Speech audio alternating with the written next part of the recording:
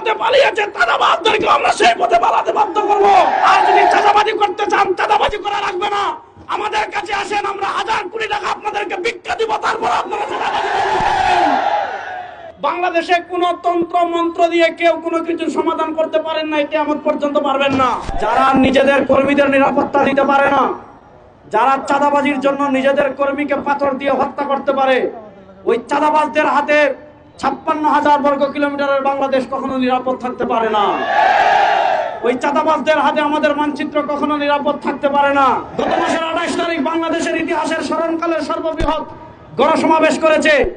বাংলাদেশের ইতিহাসের সর্ববৃহৎ সমাবেশের জন্য ইসলামী আন্দোলন ফুটপাতে 1 টাকাও চাঁদা তুলে নয়, কোন ব্যবসায়ীর কাছে 1 টাকাও চাঁদা তুলে নয়। রাজনীতি কেমনে করতে হয়, ইসলামী আন্দোলন থেকে শিখেন।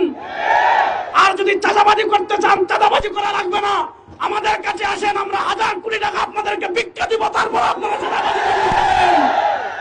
ওই চাঁদাবাজদের রাজনীতি বাংলাদেশে চলুক, এটা আপনারা চান? দুর্নীতিবাদের রাজনীতি বাংলাদেশে আর চলুক, এটা আপনারা চান? আমরা ইন্টারিম গভর্নরকে বলবো, 1 সাগর রক্তের বিনিময়ে বাংলাদেশের মানুষ আপনাদেরকে ক্ষমতায় বসিয়েছে।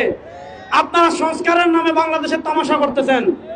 আপনারা কখনো নারী সংস্কার কমিশন করেন, আপনারা কখনো সংস্কারের নামে জাতিসংঘের মানবাধিকার কার্যালয় খোলার কথা বলেন। এগুলো বাদ দেন, চাঁদাবাজদের বিরুদ্ধে যৌথ বাহিনীর অভিযান চালু করেন, চাঁদাবাজদের বিরুদ্ধে গণধোলাই কর্মসূচি দেন, চাঁদাবাজদেরকে বাংলাদেশ থেকে উৎখাত করার কর্মসূচি দেন। আমরা প্রস্তুত আছি, এই চাঁদাবাজ, টেন্ডারবাজ, খুনি, ধর্ষক যারা আছে এই বাংলাদেশে তাদের জায়গা হবে না।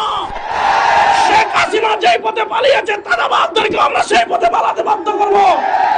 সর্বশেষ একটা কথা বলে শেষ করছি, বাংলাদেশে কোন তন্ত্র মন্ত্র দিয়ে কেউ কোনো কিছু সমাধান করতে পারেন না, কিয়ামত পর্যন্ত পারবেন না। তন্ত্রমন্ত্র একটা বাকি আছে, সেটার নাম ইসলাম।